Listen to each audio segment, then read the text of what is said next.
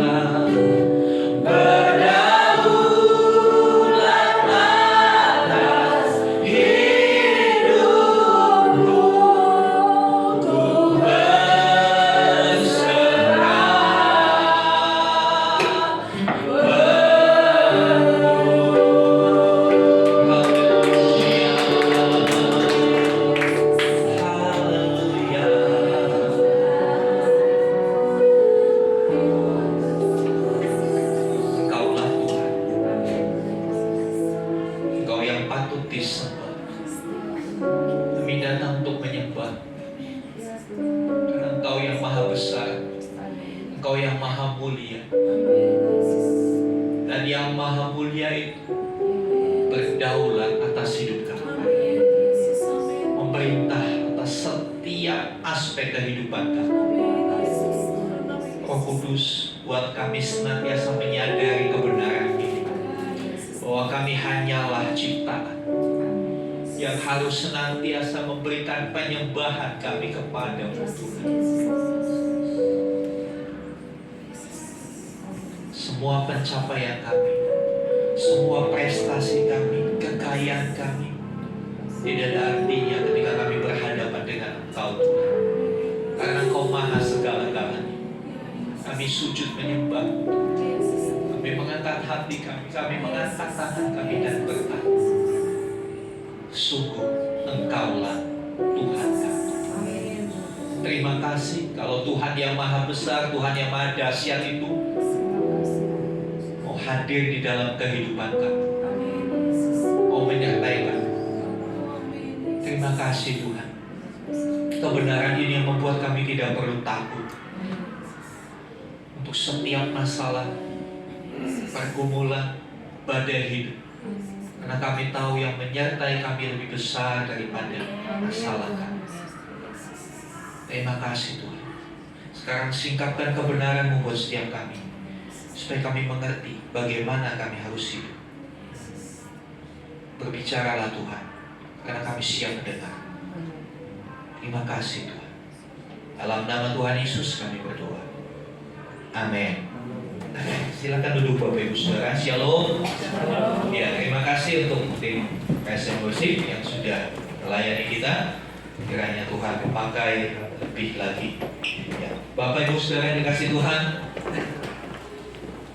pujian yang baru kita nyanyikan tadi, Engkaulah Tuhan, Engkaulah Raja. Ini adalah sebuah pengakuan. Apakah kita menyanyikan pujian ini dengan sebuah pengertian atau hanya sekedar hafal? Karena kata-kata dalam pujian ini luar biasa. Kalau kita bisa memahami, saudara, kalau kita punya Tuhan, kita punya Raja, kita tidak perlu takut menjalani hari-hari hidup ini. Karena Tuhan dan Raja yang maha besar itu mau tinggal bersama-sama dengan kita, mau menyertai kita. Bukankah itu sesuatu yang luar biasa? Haleluya. Saudara, hari ini kita mau belajar tentang satu aspek dalam kehidupan orang percaya. Biasa beri judul penyembahnya, bukan cuma penyembahan. Ya, kadang-kadang gereja, khususnya gereja-gereja karismatik, begitu familiar dengan penyembahan. Ya, kadang-kadang penyembahan ini dipahami dengan arti yang begitu sempit. Orang kadang-kadang berpikir apa itu penyembahan? Penyembahan itu kalau di gereja lagunya slow, lagunya agak-agak melo, itu penyembahan. Terus nanti pemimpin pujiannya mengangkat tangan, suruh berdiri, terus pakai bahasa roh, itu penyembahan. Apakah itu penyembahan? Ya, kita akan belajar dalam bulan Juni, kita akan perdalam tentang penyembahan. Ya, atau dalam bahasa lainnya, dalam bahasa yang seringkali kita dengar ya dalam kehidupan sehari-hari, kita pernah dengar kata sembahyang. Pernah? Ayo sembahyang dulu, iya kan? Sembahyang. Ya umumnya ini di saudara-saudara non Kristen. Ayo sembahyang dulu, ini waktunya sembahyang. Sembahyang itu dalam bahasa Sanskerta dibagi menjadi dua kata, sembah dan hyang. Ya, hyang itu menuju kepada Sang Pencipta. Sembahyang itu menyembah Sang Pencipta. Atau dalam bahasa yang familiar di kalangan Kristen adalah penyembahan.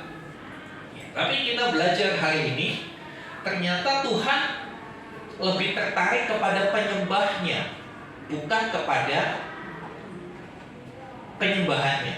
Nah, kita lihat di dalam Yohanes 4 ayat 23. Yohanes 4 ayat yang ke-23, kita lihat bersama-sama bagian Alkitab ini.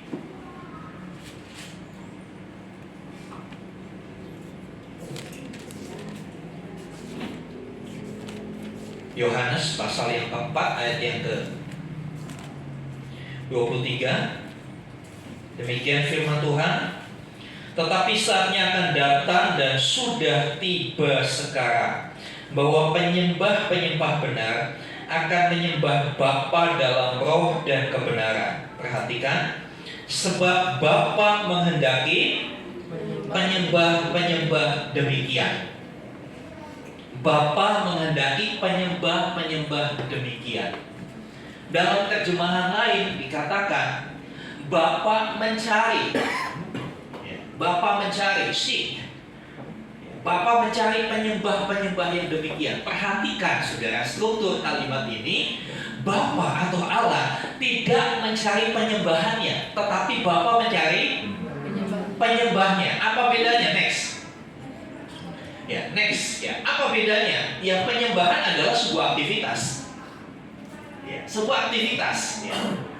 Kita menyanyi, kita mengangkat tangan, kita bersujud, ya kan? Banyak aktivitas di dalam sebuah kata ini, penyembahan. Tapi penyembah itu adalah personnya, pribadinya, orangnya yang melakukan atau subjeknya.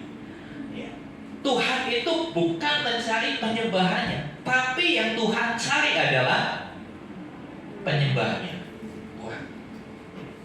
Jadi ketika tadi kita menyembah Tuhan, kita tidak bisa bikin satu penilaian seperti di Indonesian Idol seperti itu ya.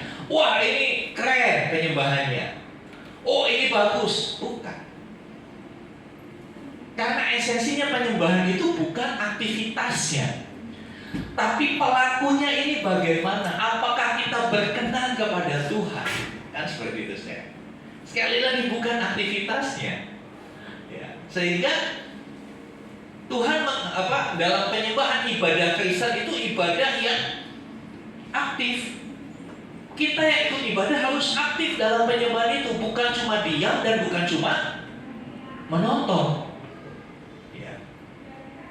Kadang-kala kita melihat, kita mendengar di kepercayaan lain, panggilan untuk sembahyang hanya putar kaset. Nggak ada orangnya, kan? Hanya putar kaset, didengungkan di mana-mana. Kekristenan tidak bisa seperti itu, karena itu itu penyembahannya. Itu penyembahan dengan putar kaset, puji-pujian, Tapi yang Tuhan cari itu bukan bunyi dari alat dari benda mati ini. Saya bisa putar penyembahan, kan? Gak usah melibatkan banyak orang di depan sini. Putar saja Bluetooth, masukkan ke speaker, bunyi penyembahan. Dan mungkin itu musiknya lebih keren, betul nggak? Iya kan? Musiknya nggak ada salah-salah nada. Tapi bukan itu yang Tuhan cari. Karena Tuhan cari apa? Penyembahnya, orangnya. Apakah kita adalah orang-orang yang dicari Tuhan? Apakah saudara dan saya masuk dalam kategori orang-orang yang dikehendaki Tuhan? Next. Saudara dikasih Tuhan, konsep penyembahan itu seperti apa sih? Seperti apa sih sebetulnya penyembahan? Apakah penyembahan itu hanya sebatas di ruang gereja? Hanya waktu yang setengah jam, lalu setelah itu dengar firman, habis firman selesai penyembahan lagi 10-15 menit. Hanya itu? Saudara dikasih Tuhan, kita melihat kata menyembah di Alkitab itu menekankan sikap hati dan sikap hidup serta gaya hidup dari orangnya. Sikap hati, sikap hidup, gaya hidup dari orangnya, dari penyembahnya itu sendiri. Dalam Lukas 4 ayat 8, Tuhan Yesus berkata bahwa orang percaya harus menyembah Tuhan Allah. Menyembah di sini berarti memberi satu nilai tinggi atau nilai lebih kepada yang disembah, kepada Tuhan dalam hal ini, kepada Allah yang pantas menerima penghargaan dari manusia. Dalam bahasa Yunani-nya dipakai kata proskuneo. Proskuneo ini ada 3 arti. Di dalam bahasa Yunani, Alkitab Perjanjian Baru ditulis dalam bahasa Yunani, kata menyembah itu dipakai kata proskuneo. Makanya ada sekolah musik proskuneo di Bandung. Apa artinya proskuneo? Yang pertama, proskuneo itu mencium. mencium. Kira-kira aktivitas ini bisa kita lakukan sama siapa, saudara? Saudara mencium siapa? Siapa? Pasangan hidup kan? Istri atau suami. Berarti saudara cium istrinya orang? Urusannya panjang. Ya. Anak atau saudara. Ya. Orang yang kita cium adalah orang yang kepadanya kita punya relationship, punya hubungan yang baik, betul nggak? Kira-kira kalau saudara lagi musuhan sama orang, katamu mau cipika-cipiki? Oh, boro-boro Pak. Kalau bisa menghindar, salam juga melemos gitu kan. Kata mencium dari kata proskuneo ini menunjukkan hubungan dua pihak yang memiliki satu kedekatan. Saudara nggak mungkin pulang gereja jalan-jalan di air di depan, ketemu orang ganteng, lalu ibu-ibu datang lalu cium. Berani begitu? Tidak. Siapa yang kau cium? Iya, kau punya kedekatan, betul ya? Bahkan kalau seorang pria seorang pria lajang bertemu dengan cewek di mall cantik banget, berani nyium nggak? Berani, walaupun pengen mungkin ya, tapi aktivitas itu tidak akan pernah engkau lakukan. Kenapa? Kata mencium itu punya makna bahwa kita bisa melakukan tindakan itu kepada orang yang dekat dengan kita, kepada orang yang kita punya hubungan, dan ini dipakai dengan kita dengan Tuhan. Jadi orang yang menyembah, pastinya orang itu pasti punya relationship sama Tuhan. Kalau orang nggak punya hubungan dengan Tuhan, sulit dia menyembah Tuhan. Cenderung jadi penonton. Ketika ibadah dia jadi penonton. Oh, tengok kiri. Oh, kenapa nangis? Oh, mungkin lagi sakit perut gitu. Kok ngangkat tangan? Kenapa ini? Gitu kan. Hanya orang yang punya hubungan yang dekat dengan Tuhan yang dia bisa merasakan. Penyembahan itu menjadi sesuatu yang memuaskan jiwa kita. Sama seperti saudara, ketika suami istri mungkin tak bisa, si bapak kerja di luar kota, ya pulangnya mungkin 1 bulan sekali. Ketika pulang, istri akan mencium suaminya itu dengan penuh rasa cinta, dengan penuh kekaguman.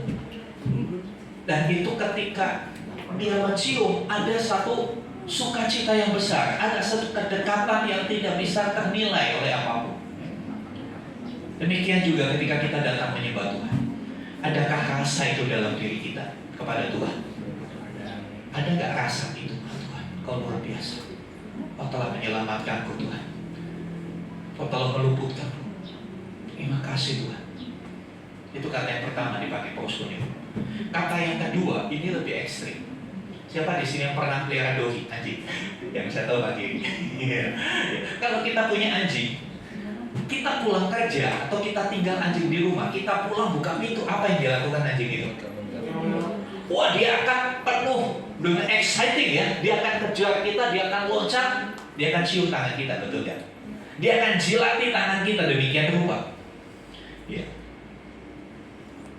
Jadi kata proskuneo itu mengandung arti seperti anjing yang mencium tangan tuannya. Ini dalam sekali maknanya. Seperti anjing yang mencium tangan tuannya. Bagi dog lover, Anda pasti tahu ketika anjing Anda melakukan hal itu, engkau gak jijik, sana kalau belum gosok gigi. Mana ada anjing yang gosok gigi ya? Sana. Tapi enggak, dia happy, dia akan balas, dia akan peluk, dia akan ciumi anjing itu. Kenapa? Dia tahu itu adalah ekspresi cintanya anjing itu kepada tuannya, kepada majikannya.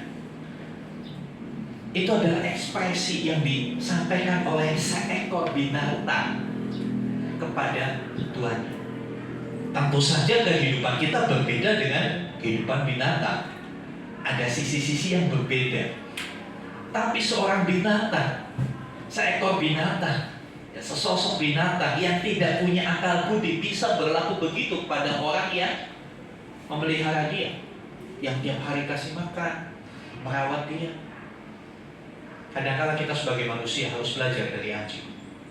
Anjing begitu menghargai tuannya, tapi berapa banyak manusia tidak pernah menghargai Tuhannya. Dia begitu seenaknya dengan Tuhan. Datang kepada Tuhan kalau Ada butuhnya. Ya kan? Ada perlunya. Kalau nggak ada perlunya, ya sudah, Tuhan aku biarkan. Alasannya rohani. Saya kan sedang menikmati berkat Tuhan, berkat yang berlimpah. Sampai saya bingung mau taruh di mana ini berkat Tuhan melimpah sekali. Saudara yang dikasih Tuhan, kita lupa. Anjing itu dia nggak pernah pikir kapan pun tuannya datang. Dia nggak pernah pikir tuannya itu baru capek, baru bekerja, perlu keringat. Dia akan baut, dia akan kerja, dijilatin kan? Betul? Pernahkah kita melakukan itu sama Tuhan? Pernahkah kita dengan penuh antusias datang kepada Tuhan dan berkata, Tuhan, Kaulah segalanya dalam hidupku. Pernahkah kita mengakui Dia segalanya dalam hidup kita? Tapi kadang-kala di zaman sekarang lagu itu berubah. Lagu itu digubah syairnya. Bukan kaulah segalanya. Tahu saudara apa? Uang segalanya. Jangan dikasih Tuhan. Itulah realita yang kadang-kala tanpa sadar kita berbuat seperti itu. Kita kalah sama anjing yang kita begitu hormat, begitu respect sama orang tua. Beberapa waktu yang lalu saya jumpa dengan seorang rekan saya, dia berpelihara anjing. Anjingnya lucu sekali, saya nggak tahu jenis-jenisnya. Ya. Saya lihat, wah, pulang kerja anjing itu peluk, ya, dimandikan, ya. Anjingnya nggak peduli tuannya entah dari mana, dia langsung datang, gonggong dengan penuh cinta, dengan matanya yang berbinar-binar. Sampai yang punya gini, anak saya aja kalau saya pulang nggak sambut saya kayak gini, Pak. Ini anjing yang baru berapa bulan saya pelihara sambut saya begitu rupa. Kata-kata itu menempelak saya, saudara. Itu sepertinya kata-kata biasa, tapi kata-kata itu menusuk ke dalam diri saya. Selama sekian puluh tahun saya dipelihara Tuhan, apakah saya punya ekspresi yang begitu luar biasa, exciting yang begitu luar biasa ketika datang menyembah Tuhan? Coba pikirkan hal itu, saudara. Renungkan hal itu. So, jangan mau kalah sama anjing. Ya. Mari nyatakan ekspresimu cintamu pada Tuhan dalam penyembahan. Jadi ketika dalam penyembahan, nanti kita lihat aspek-aspek penyembahan. Ketika kita dalam penyembahan, jangan diam, saudara. Kalau diam, apa yang terjadi, saudara?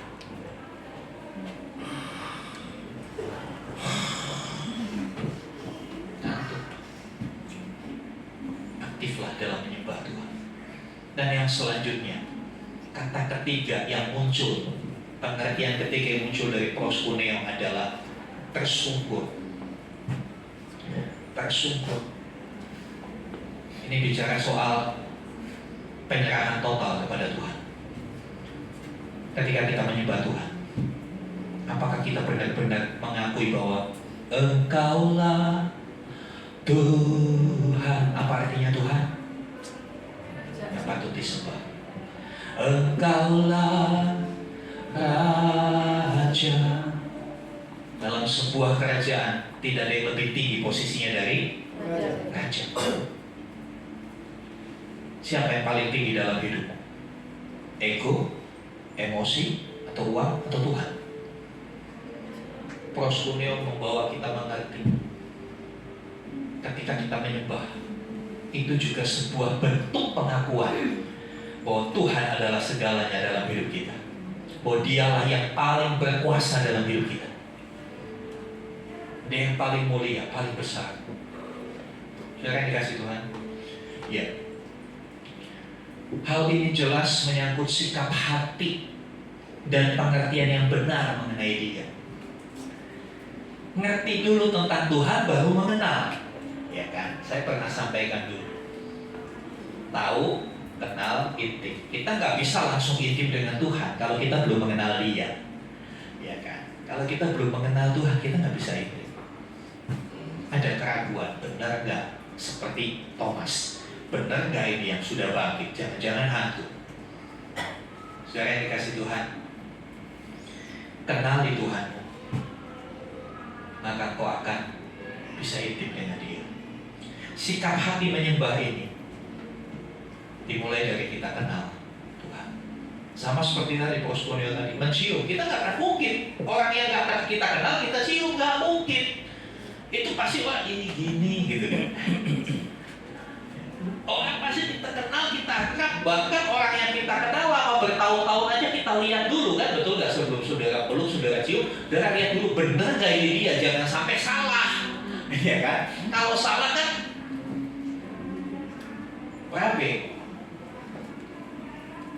Paus Kunio itu dimulai dari kita mengenal. Ya. Next. Nah, saudara, banyak orang memiliki konsep yang salah tentang Tuhan. Mereka berpikir Tuhan, pemikiran mereka, pemikiran yang materialis. Jadi orang-orang seperti ini beranggapan Tuhan itu adalah sesuatu, ya, sesuatu materi yang tentunya dibatasi oleh ruang dan waktu.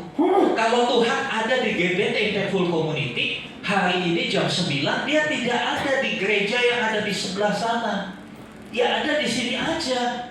Bagaimana mungkin dia ada di sini, ada di sana juga dalam waktu yang bersamaan? Kalau dari sini pindah ke sana, oke. Itu pemikiran orang yang materialis. Jadi menganggap Tuhan itu materi yang bisa dipindahkan kali suatu waktu di sini. Waktu berikutnya dia pindah ke sini.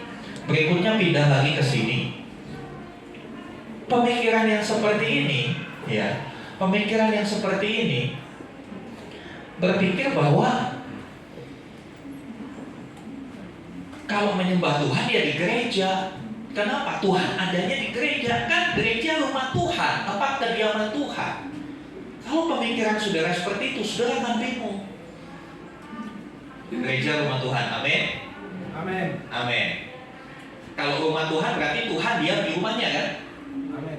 Iya kan? Jadi kalau selain hari itu saudara kesini nggak ketemu Tuhan, ketemunya Diki. Ya, saudara, pengertian rumah Tuhan itu bukan seperti itu konsepnya. Bukan berarti Tuhan hanya hadir di rumahnya. Tuhan hanya bisa disembah ketika di rumahnya. Ketika di rumah saya kita nggak perlu menyembah Tuhan. Kan Tuhan nggak hadir. Tuhan hadirnya di gereja. Waktu kebaktian, kalau di rumah saya kan nggak lagi kebaktian. Ngapain menyembah Tuhan? Ini pemikiran orang yang materialis.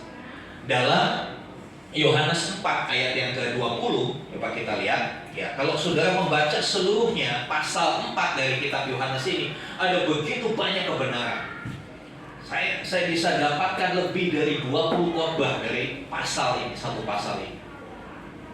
Kaya sekali kebenarannya. Dari peristiwa Tuhan Yesus menjumpai seorang wanita Samaria. Ya kan? Kita baca yang ke-20. Ayat 19 dulu. Kata perempuan itu kepadanya, Tuhan, nyata sekarang padaku bahwa engkau seorang nabi. Ya, ini Tuhan Yesus bercakap-cakap dengan perempuan Samaria. Setelah ngomong kemana-mana, lalu perempuan ini mengakui. Pertama, waktu ketemu dengan Tuhan Yesus, dia berkata Tuhan. Ya. Selanjutnya Tuhan, ada satu pengakuan Tuhan. Ternyata kau seorang nabi. Kenapa? Hidup perempuan ini dibaca, diketahui Tuhan Yesus bahwa dia sudah 5 kali bersuami. Dan suami yang sekarang pun bukan suaminya. Alkitab tidak menjelaskan apakah itu poliandri, ya kan? Satu perempuan suaminya banyak, atau kawin cerai, atau bentuk perselingkuhan. Tapi yang jelas Tuhan berkata, kau sudah 5 kali bersuami dan yang sekarang itu bukan suamimu. Perempuan ini ketika tahu sosok yang berbicara kepadanya, mengerti dengan jelas kehidupannya, dia mengakui engkau nabi. Ayat 20, perempuan ini berkata begini, nenek moyang kami menyembah di atas gunung ini, tetapi kamu katakan bahwa Yerusalemlah tempat orang menyembah. Saudara, siapa perempuan ini? Mereka adalah perempuan Samaria. Siapakah orang Samaria? Orang Samaria adalah keturunan Israel yang kawin campur, bukan keturunan murni. Mungkin bapaknya Israel, emaknya orang Kanaan, atau emaknya Israel, bapaknya orang Het, orang Amori. Jadi bukan galur murni. bukan murni orang Israel. Kalau dalam dunia sekarang kan banyak anak-anak pejabat. Tahu anak-anak pejabat, peranakan Jawa Batak. Bapaknya Batak, namanya Jawa, anaknya pejabat, peranakan Jawa Batak gitu. Kurang lebih orang Samaria itu seperti itu. Dan orang Samaria ini dimusuhi oleh orang Israel asli, orang Yahudi. Karena orang Israel, Taurat itu melarang mereka kawin campur dengan bangsa-bangsa Kanaan. Jadi boleh dibilang orang-orang Samaria adalah produk gagal mentaati Taurat. Sehingga orang Israel nggak mau berhubungan dengan orang Samaria. Orang Samaria sendiri biar bagaimanapun dia ngerti Taurat, mengenal Taurat, dan mereka rindu menyembah Tuhan. Sehingga ketika orang Israel menjadikan Yerusalem sebagai pusat peribadatan mereka, orang Samaria nggak mau kalah. Oke, kamu di situ, saya mau datang ke situ, kamu tolak, nggak boleh. Saya bikin di Gunung Gerizim. Dia bikin pusat penyembahan lagi di situ. Dan perempuan ini konsepnya seperti itu. Nenek moyang kami orang Samaria nyembah Tuhan di gunung ini, kamu di Yerusalem. Jadi Tuhan itu bisa di sini, bisa di sana. Bukankah ini banyak orang berpikiran seperti itu? Kita nggak perlu berdoa di rumah. Kan rumah Tuhan itu kan gereja, rumah saya kan bukan gereja. Kalau menyembah Tuhan di sini, ya Tuhan yang nggak ada. Membatasi Tuhan sebagai satu materi yang kalau sudah ada di satu tempat nggak bisa hadir di tempat yang lain. Konsep seperti ini menghasilkan konsep-konsep yang salah itu menghasilkan pemikiran bahwa penyembahan hanya dilakukan saat ibadah bersama di gereja. Saat ibadah di gereja, ya itulah kita harus menyembah Tuhan. Kalau nggak lagi ibadah, ya nggak usah, kan bukan waktunya menyembah Tuhan. Ya. Penyembahan menuntut adanya fasilitas, alat musik, sound system, layar LED yang besar, tim musik yang top, dan lain-lain. Ketika kita memandang Tuhan itu sebagai materi, maka kita harus menyiapkan tempat dong, menyiapkan fasilitas-fasilitas untuk menyembah Tuhan. Sehingga kalau nggak ada musik, nggak bisa menyembah Tuhan. Kalau tidak ada pemain musik yang bagus, tidak ada WL yang keren, kamu menyembah Tuhan. Dan hari-hari ini orang berbondong-bondong mendatangi gereja yang punya tim musik keren. Mimbarnya seperti panggung pertunjukan, ada lampu sorot di mana-mana, kadang-kala ada asap. Itu yang digandrungi orang, karena pola pikir mereka, ya Tuhan baru senang dengan seperti itu. Pertanyaannya, Tuhan apa lu yang senang begitu? Betul ya saya? Tuhan apa kamu yang senang dengan seperti itu? Alkitab berkata Tuhan Bapa menghendaki penyembah. Bapa nggak menghendaki seperti itu. Jadi yang penting itu penyembahnya, orang yang bukan alat-alat musiknya, bukan kerennya WL. Jadi saudara kalau merasa begini, waduh, hari ini saya ibadahnya gak enak, kenapa?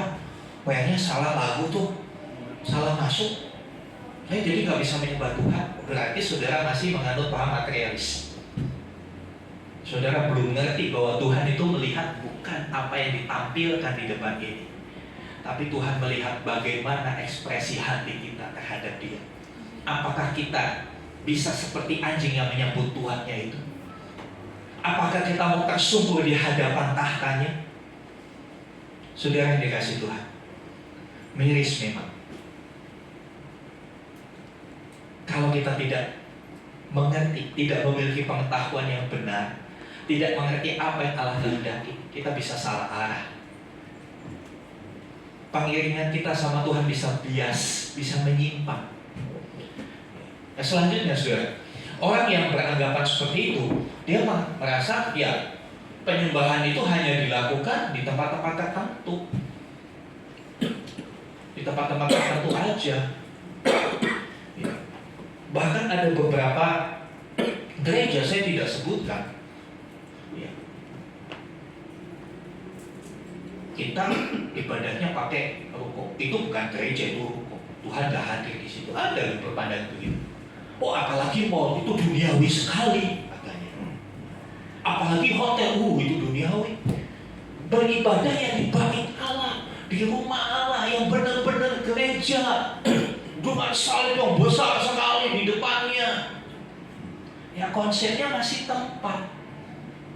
Padahal bukankah Allah kita maha hadir? Amin. Dimanapun kita bisa menyembah Tuhan, dimanapun kita bisa tersyukur menghadapnya. Ada alat musik atau tidak ada alat musik, tetap bisa menyembah Tuhan. Apakah pelayanan Tuhan Yesus pada waktu itu dengan alat musik seperti ini? Apakah ketika khotbah di bukit ada WL-nya, main musik, kembali ke F? Enggak. Kalau kita sadar, semuanya ini fasilitas untuk membuat kita memberikan yang terbaik kepada Tuhan, bukan membuat Tuhan senang. Kadang-kala sejujurnya dari musik yang keren dengan tampilan, banyak kan gereja sekarang belakangnya tuh LCD semua kan, LCD semua, wah besar sekali. Yang senang siapa sebetulnya? Ada kala saya berpikir, itu semua dibuat untuk menyenangkan siapa? Gereja yang dibuat sejuk, AC, kursi yang empuk. Ya, mungkin ke depan nanti ibadah bisa, waktu masuk ibadah bisa mau ambil kopi dulu gitu, mau americano, mau cappuccino, ambil sambil nyembah Tuhan sambil minum kopi. Pertanyaannya, kita sedang menyembah Tuhan atau sedang menyenangkan diri kita sendiri? Kita sedang menyembah Tuhan atau sedang menyenangkan diri sendiri? Saudara yang dikasih Tuhan, ya, ada lagi orang yang penyembahan itu ada jadwalnya. Hari Minggu jam 9 sampai jam setengah 10 itu waktunya saya menyembah Tuhan. Hari lain, masa bodoh Tuhan ada di mana? Penyembahan itu, Rasul Paulus katakan, persembahkanlah tubuhmu sebagai persembahan yang hidup, kudus dan tubuh, seluruh tubuh kita. Itu berarti juga seluruh waktu kita. Perjalanan waktu kita itu adalah suatu penyembahan kita. Jangan batasi penyembahan hanya di tempat ini, saudara. Jangan kasih jadwal Tuhan saya nyembahnya ini. Next. Ya, sekarang kita lihat bagaimana yang sebenarnya. Ya, ayat yang ke-22, 23, 24 berbunyi demikian, saudara. Tetapi saatnya akan datang dan sudah tiba sekarang bahwa penyembah-penyembah benar akan menyembah Bapa dalam roh dan kebenaran. Jadi kalau tidak menyembah dalam roh dan kebenaran, kita bukan penyembah benar. Kita masih salah dalam melakukan penyembahan. Selanjutnya, sebab Bapa menghendaki penyembah-penyembah demikian. Allah itu roh, dan barang siapa menyembah Dia harus menyembah Dia dalam roh dan kebenaran. Tulisan kuning saya berikan di situ, Bapa menghendaki penyembah. Sekali lagi, Bapa menghendaki saudara dan saya menyembah, bukan aktivitasnya. Karena kalau aktivitasnya bisa digantikan dengan teknologi, betul? Muter itu penyembahan. Kita cuma diam. Kita menyembah Tuhan enggak? Kalau kita putar diam, enggak. Kita sedang menikmati penyembahan. Seharusnya menikmati penyembahan siapa? Tuhan.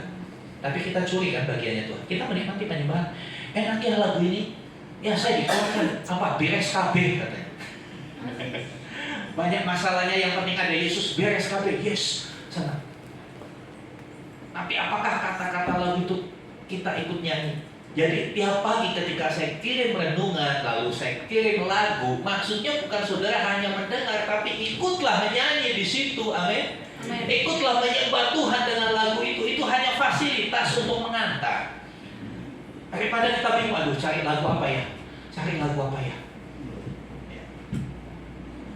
Semuanya itu fasilitas yang kita bisa gunakan untuk kita bisa menyembah Tuhan. Bapa menghendaki penyembah-penyembah yang benar. Selanjutnya bagaimana penyembah yang benar? Next. Bagaimana Bapa menghendaki penyembah yang bagaimana? Yang menyembahnya tentu saja. Yang menyembahnya. Ya. Yang menyembahnya, bukan menyembah diri sendiri, bukan menyembah dunia. Tadi Lukas 4 ayat 8 ketika Tuhan Yesus berkata kepada iblis yang mencoba dia di padang gurun, Tuhan Yesus kan berkata, kepada Tuhan Allah sajalah kamu harus menyembah Dia. Jawaban itu diberikan ketika iblis menawarkan dunia. Ketika iblis menawarkan kemegahan dunia. Coba nanti saudara baca lagi Lukas pasal 4 keseluruhan cerita itu. Ketika Tuhan Yesus dicobai di padang gurun, pertama suruh ubah roti jadi batu.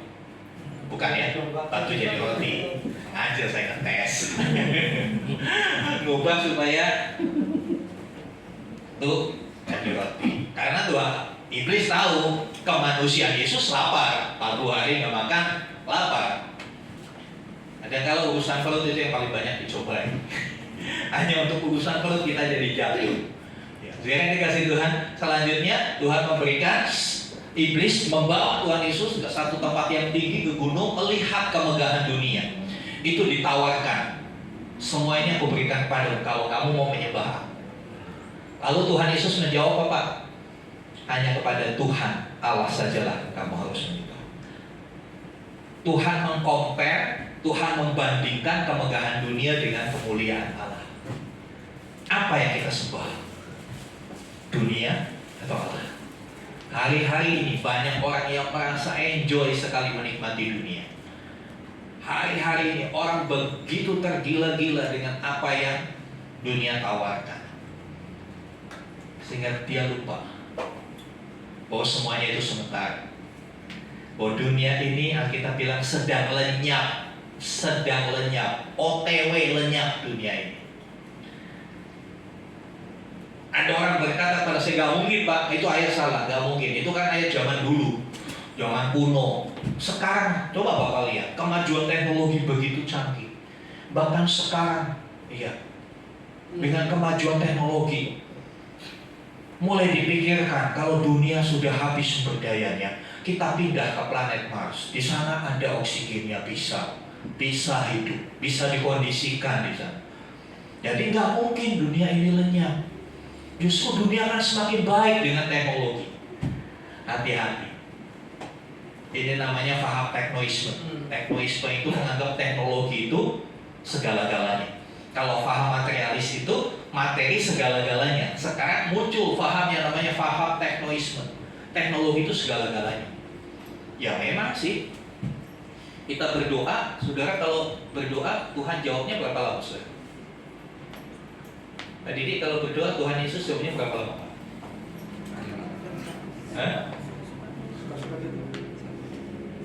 Gak tahu berapa lama. Tapi kalau kita tanya sama Google kan cepat sudah. Begitu sentuh muncul jawabannya, betul nggak? Sehingga orang beranggapan teknologi itu yang bisa membuat manusia bahagia. Saudara yang dikasih Tuhan, ngeri ya, dunia itu membawa kita kepada seperti itu. Padahal kalau kita mau berpikir, siapa sih yang menciptakan teknologi? Manusia. Manusia menciptakan teknologi, tapi manusia begitu mengagung-agungkan yang diciptakannya. Itu kan sama kayak zaman dulu, manusia bikin patung, patungnya disembah. Patungnya dianggap berkuasa, kan sama. Manusia menciptakan teknologi, tapi manusia sendiri mengagung-agungkan teknologi. Hidupnya tergantung sama teknologi. Coba kita mau tes, kita termasuk kelompok teknoisme nggak? Bisa nggak sehari saudara nggak pegang handphone? Matikan handphone. Bisa nggak saudara? Bisa. Kalau saudara masih belum bisa, hati-hati. Berarti saudara sedang melangkah kepada situasi yang berbahaya buat imanmu. Teknologi bisa menggantikan Tuhan Yesus dalam hatimu. Tuhan menghendaki kita menyembahnya, bukan kita menyembah apa yang kita buat. Ini kan yang dibuat manusia. Kita tidak menyembah yang kita buat, tapi kita menyembah yang membuat kita. Ya, dikatakan Allah menghendaki penyembah-penyembah yang benar. Penyembah yang benar adalah mereka yang menyembah Tuhan dalam roh dan kebenaran. Ya, sisi sini agak bias. Banyak orang yang bingung. Menyembah dalam roh itu berarti menyembahnya berbahasa roh. Sandalama, sandalama, sandalama. Kau lama amat sih, kau lama amat sih. Iya, saudara yang dikasih Tuhan. Menyembah dalam roh itu bukan itu yang dimaksudkan. Menyembah dalam roh adalah kita memahami bahwa Allah itu roh. Tadi ayat 24 katakan, sebab Allah Bapa adalah roh. Jadi kalau kita menyembah Dia, roh harus ketemu roh. Betul? Sama seperti saudara mau berkomunikasi dengan orang Inggris, ya saudara harus bisa bahasa Inggris. Jangan dia ngomong bahasa Inggris, kamu jawab pakai bahasa Simalungun. Kagak nyambung sampai kemanapun. Ya, nggak akan nyambung. Bagaimana kita bisa tersambung dengan Allah? Dia roh, sembah Dia dalam roh. Artinya apa? Kita memiliki suatu pengertian bahwa roh itu tidak dibatasi oleh ruang dan waktu. Jadi ketika kita menyembah Tuhan, jangan batasi Tuhan dengan ruang. Oh, Tuhan hanya hadir di sini. Tuhan hanya hadir di waktu ini. Kalau tidak di waktu ini, Tuhan nggak hadir. Tuhan nggak bisa disembah, Dia lagi sibuk. Jam kantornya Tuhan. Nggak, Dia itu roh. Dia tidak dibatasi oleh ruang dan waktu. Dia kapanpun punya waktu buat saudara dan saya.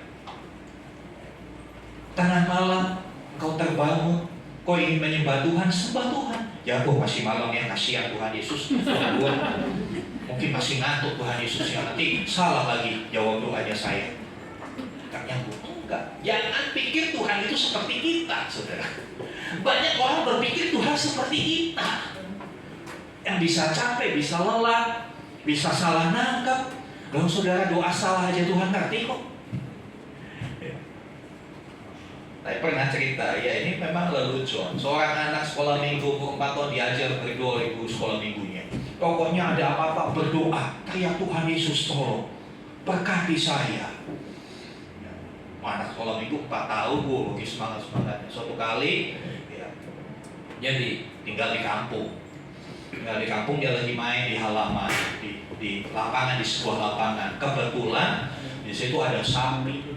Sapinya ngamuk. Wah, lalu sana lalu sini. Anak ini sendirian di situ, di depan sapi siap menyerjang dia. Dia ingat guru sekolah minggu suruh berdoa, dia berdoa sudah. Doanya begini, Tuhan Yesus, terima kasih buat makanan ini.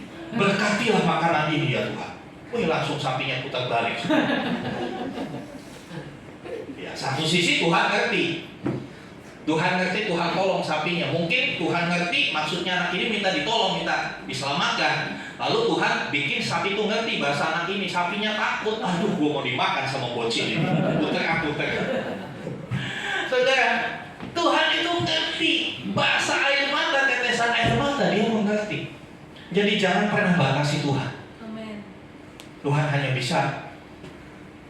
Kalau Pak Pendeta yang berdoa pasti dijawab. Kalau saya berdoa kan dijawab. Ya maklumlah, saya belum bayar perpuluhan, jadi Tuhan gak jawab. Enggak seperti itu konsepnya, saudara. Enggak seperti itu. Enggak seperti saudara datang ke Tuhan itu, datang ke klinik, bayar dulu baru dapat obat. Enggak. Sekali lagi Tuhan gak perlu harta saudara. Tapi ketika kau memberikan hartamu, itu adalah bentuk cintamu sama Tuhan. Bentuk engkau mengasihi Tuhan. Ya, bukan untuk menyuap Tuhan. Ya, bukan untuk menyuap Tuhan. Saya banyak ketemu orang yang berkontribusi banyak buat gereja, tapi justru nggak diberkati, tapi justru hancur. Apakah Tuhan tidak terima persembahannya? Bukan, karena dia salah mengelola keuangan. Sesimpel itu kan, saudara.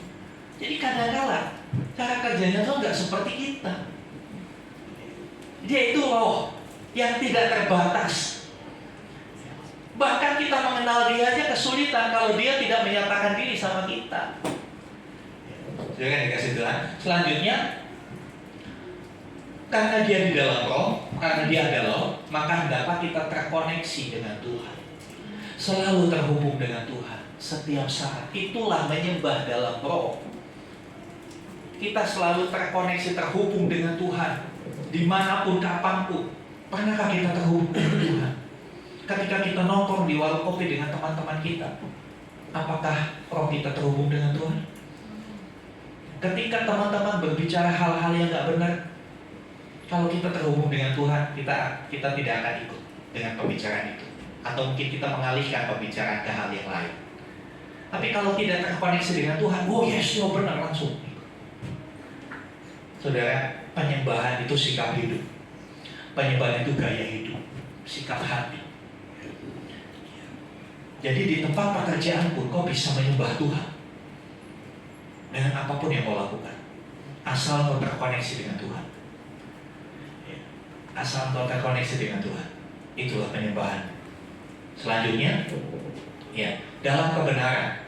Ya. Artinya apa? Menyembah dalam kebenaran. Ya. Bukan menyembah dalam kebenaran itu dimulai dengan lagu lambat, lalu lagu cepat, lalu lagu lambat lagi, refnya 2 kali. Bukan seperti itu. Terus overtone naik, bukan. Itu bukan bicara masalah teknikalnya, ya. Tapi menyembah dalam kebenaran itu, kita harus menyembah siapa yang kita kenal. Kita harus mengenal siapa yang kita sembah. Kenal gak saudara dengan siapa yang kau sembah? Tuhan Yesus berkata perempuan Samaria ini, kamu menyembah yang tidak kamu kenal, kami menyembah yang kami kenal. Jadi unsur penyembahan yang utama, kenali dulu siapa yang kau sembah. Kenal, supaya saudara tahu apa yang dikehendakinya. Kenali dulu. Ya, saya suka kasih ilustrasi begini, saudara. Pada teman-teman pemimpin pujian, ya kan, kadang-kala adalah teman-teman pemimpin pujian kan pilih lagu, betul kan? Aduh, lagunya apa? Aku gak seret-seret ya, gak ada yang cocok di hati ya. Ada yang cocok di hati, gak cocok di suara saya. Kita bingung, bingung. Sebetulnya simpel, saudara. Kalau kau mengenal Tuhan, kau akan gampang kayaknya itu. Kenapa Tuhan akan ngomong, aku minta lagu ini, aku minta lagu ini, aku minta lagu ini. Bayangkan kalau saudara seorang pengamen. Kapan pengamen itu dapat duit banyak? Bukan hanya kalau suaranya merdu, bukan hanya kalau main gitarnya bagus, tapi yang utama, saya pernah diajak sama satu anak Tuhan, kebetulan dia pengusaha cukup sukses, makan ini orang sederhana, orang berduit, tapi makannya di kaki 5. Waktu kita duduk baru pesan-pesan, ada pengamen, permisi om, gitu ya. Yang saya kaget, ini orang gak langsung nyanyi. Biasanya pengamen kan ceng, kicik, langsung nyanyi kan. Tak suaranya kemana, gitarnya nada G, suaranya nada F gitu kan. Tapi dia gak tanya, oh mau request lagu apa? Saya kaget sudah. Baru ketemu ini pengamen begini. Pernah gak saya ketemu begitu? Oh mau request lagu apa? Wih, dengan perkataan pembukaan itu aja, teman saya langsung mukanya berbinar-binar. Dia bilang, dia sebutkan, saya lupa lagu. Lagunya ini bisa nggak? Oh bisa om, mau yang mana? Dia sebutkan satu juga lagu, dia nyanyi. Saudara tahu? Waktu itu uang 20.000 itu pecahan yang cukup besar. Dikasih 20.000. Udah gitu apa? Kamu mau makan apa? Bungkus buat kamu sama keluarga. Hanya karena dia menyanyikan lagu request dari orang itu. Ngerti maksud saya? Paham maksud saya? Ketika kita datang kepada Tuhan, mau memimpin pujian, duduk diam di bawah kaki Tuhan, kau mau nyanyi lagu apa? Jangan tanya Pak Gembala. Kenapa? Karena saudara menyanyi bukan buat saya, menyanyi buat Tuhan. Amin. Menyanyi memberikan pujian kepada Tuhan. Dan itu Roh Kudus akan berikan lagu-lagu itu. Ini. Dan ketika kau bisa tepat menyanyikan yang di request sama Bapa kau di surga, dahsyat hasilnya saudara. Beberapa tahun yang lalu saya punya satu teman pemain musik. Saya tahu dia hidupnya dekat sekali dengan Tuhan. Dia orang begitu humble. Ya, dia dekat dengan Tuhan. Dia hidup dalam penyembahan tiap hari. Satu kali saya ajak dia melayani.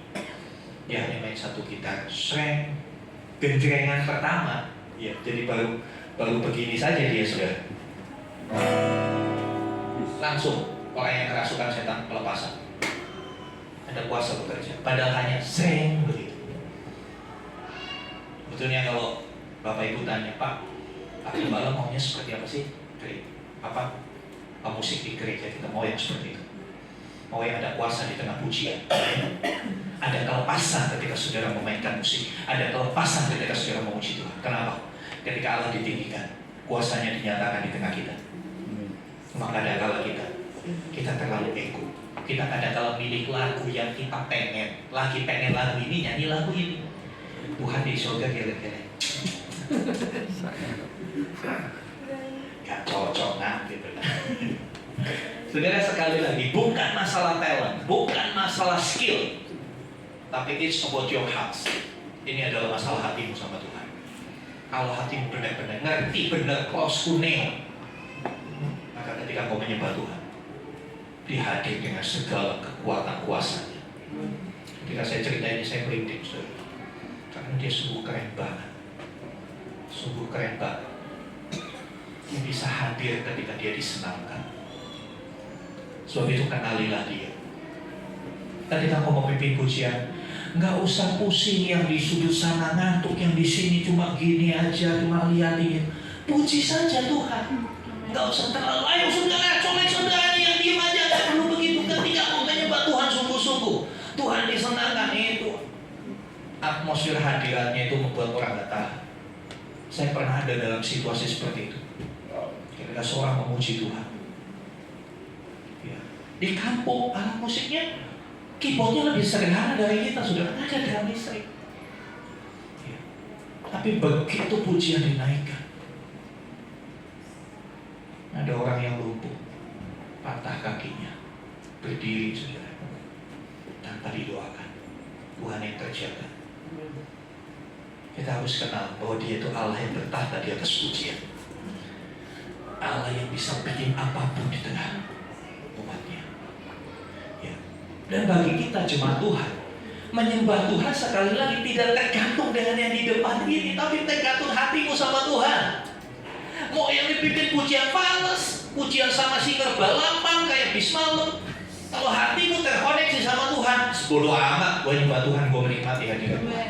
Jadi gak ada ceritanya pulang ibadah berkata begini, pujiannya gak enak ya, lagunya fals ya, drumnya ketukannya gak pas. Gak ada komentar begini.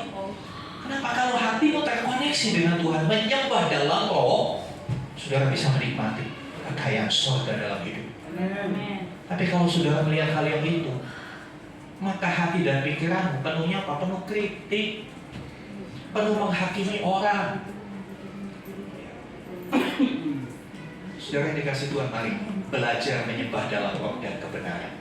Kita bukan hanya menyembah dalam roh, tapi kita menyembah dalam kebenaran. Kita benar-benar mengenal Dia dan benar-benar menghidupi Dia yang kita kenal. Bukan cuma kita kenal Tuhan, oh ya Tuhan begitu, tapi benar-benar meneladani. Kemarin kalau nggak salah, saya bikin status. Kekristenan sejati itu bicara masalah jalan hidup. Ya, jalan hidup. Bagaimana kita menghidupi kehidupan Kristus, itu kekristenan sejati. Kekristenan bukan sekedar agama, tapi kekristenan adalah jalan hidup. Jalan hidup mana yang mau kau pilih? Gaya hidup mana yang mau kau tiru? Ya. Ketika kita menyembah Tuhan, gaya hidup kita akan semakin serupa dengan Kristus.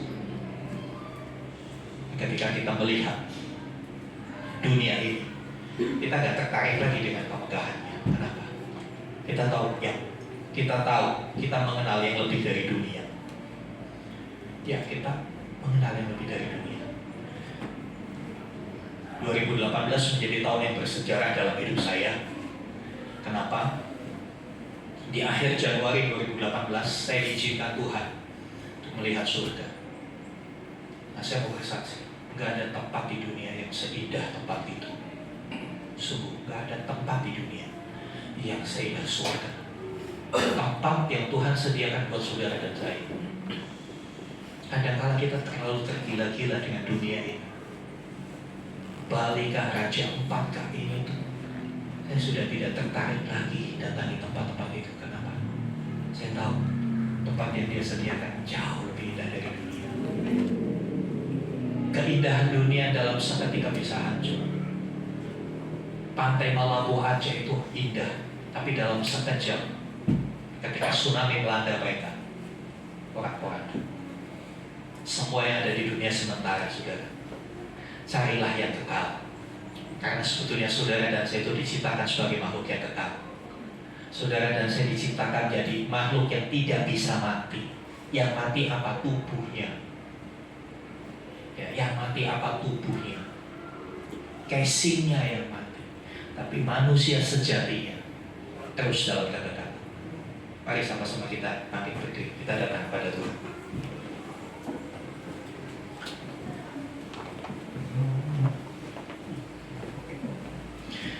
Ya, saya ajak supaya kita bisa paham. Mari kita mau menjadi penyembah yang benar. Haleluya, haleluya.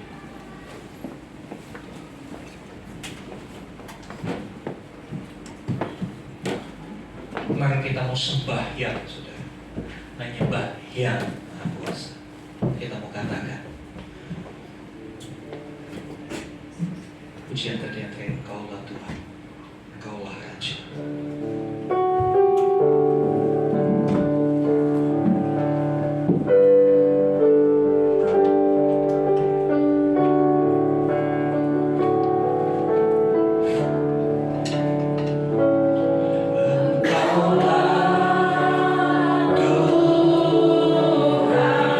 Sembah dari hatimu.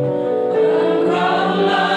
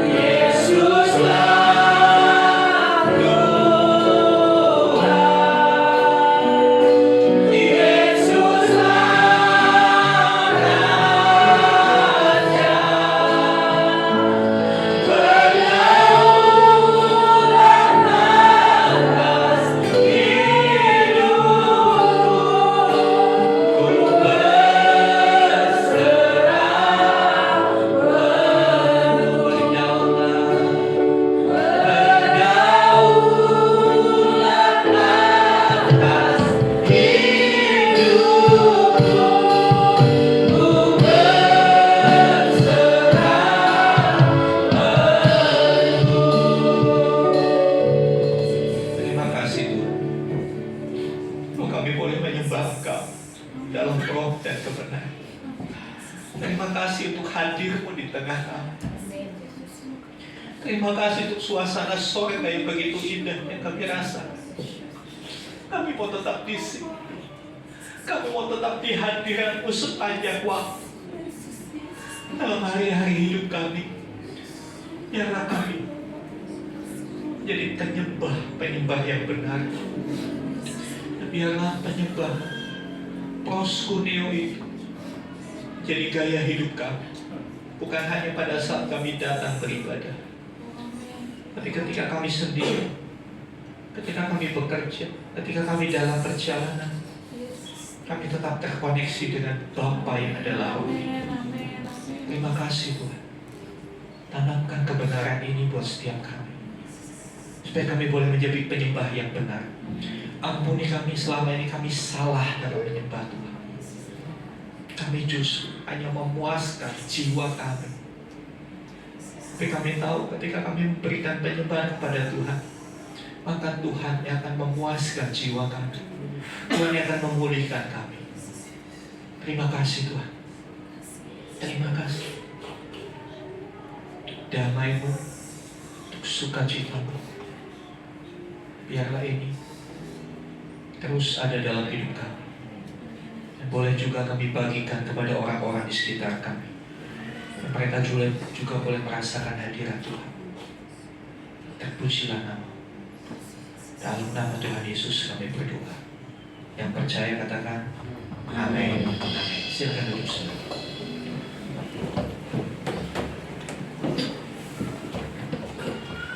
Terima kasih Bapak Gembala. Biarlah kita semua di sini menjadi penyembah-penyembah yang benar, yang berkenan di hadapan Tuhan. Tatkala setiap saat penyembahan itu kita hadirkan dalam Tuhan, ada damai di hati. Waktu kita menyopir, waktu kita berjalan, waktu tidak ada orang, kita akan belajar menyembah Tuhan. Baik.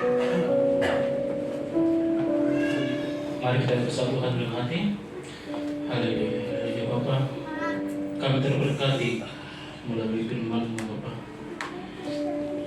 Terima kasih Bapa untuk semua berkat firman-Mu ini menjadi motivasi dalam kehidupan kami. Berkati hamba-Mu ini Bapa yang selalu setia dalam setiap pelayanan dan menyampaikan firman-Mu kepada kami umat Bapa.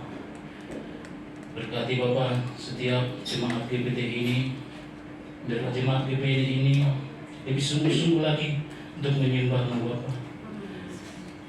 Bapa, kami datang ke hadapan-Mu bukan karena hanya sebagai dalam setiap minggu ini. Kami datang di setiap menit karena Engkau selalu ada di kehidupan kami. Terima kasih Bapa untuk setiap kebenaran ini membuat kami sangat tersentuh Bapa, karena semua dalam kebenaran ini kami sudah terima melalui berkat-berkat-Mu.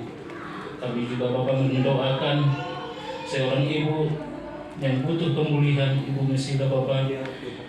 Biarlah ibu ini Kau pulihkan sesungguhnya Bapa, agar dapat datang ke tempat ibadah ini di gereja kami ini. Kami rindu bersama-sama mendengarkan firman-Mu. Berkati juga Bapa hamba-Mu Bapak Gembala ini yang akan di bulan Juli tanggal 19 nanti menjalani operasi bola matanya Bapa. Kami yakin dan percaya tiada mustahil bagi-Mu Bapa. Berkati juga Ibu Dia yang selalu setia, yang mendampingi, berikan kekuatan daripada-Mu Bapa. Begitu juga dengan kedua putrinya Sasa dan Seren Bapa. Kami yakin dan percaya mereka akan kuat menghadapi semua ini.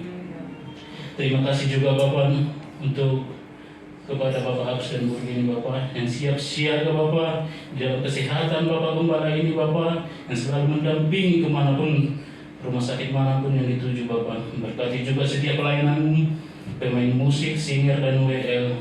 Berkati Bapa. Biar mereka tidak akan mengatakan kata lelah Bapa, kami percaya sukacita akan menghampiri mereka Bapa. Begitu juga dengan rumah ibadah kami ini Bapa. Kerinduan kami sangat besar Bapa untuk mempunyai tempat ibadah yang permanen yang mengataskan namakan GBT ini Bapak. Kami yakin dan percaya Bapak, Engkau akan curahkan, Engkau akan berikan kami dana untuk mencukup membeli ruko di tempat ini Bapak. Begitu juga Bapak, jemaat GBT yang tidak dapat hadir pada saat ini, yang berhalangan sakit ataupun berhalangan sukacita, kami percaya mereka juga terberkati Bapak di dalam firman-Mu ini Bapak. Terima kasih Bapak, sebentar lagi kami akan pulang dari tempat ini. Kami rindu membawa berkat daripada-Mu melalui hamba-Mu. Mari buka hati saudara, arahkan tangan. Haleluya, haleluya. Kasih karunia, rahmat dari Bapa segala roh, kasih sayang pengorbanan Tuhan Yesus, persekutuan pengurapan Roh Kudus, terimalah, sertai berkat-berkat jasmani, terlebih lagi berkat rohani. Jadilah berkat dimanapun Tuhan menempatkan engkau. Karena itu, pergilah, jadikanlah semua bangsa murid, baptislah mereka dalam nama Bapa dan Anak dan Roh Kudus, dan ajarlah mereka melakukan segala sesuatu yang telah Kuperintahkan kepadamu. Dan ketahuilah Aku menyertai kamu senantiasa sampai kepada akhir zaman. Demikianlah Tuhan Yesus akan datang kembali menjemput kita, membawa kita masuk ke tempat yang telah Dia sediakan, supaya di mana Tuhan Yesus berada, di situ pun kita boleh berada. Terima kasih Tuhan. Dengan penuh iman dan ucapan syukur kami terima kelimpahan berkat Tuhan di dalam nama Tuhan Yesus Kristus. Haleluya. Amin.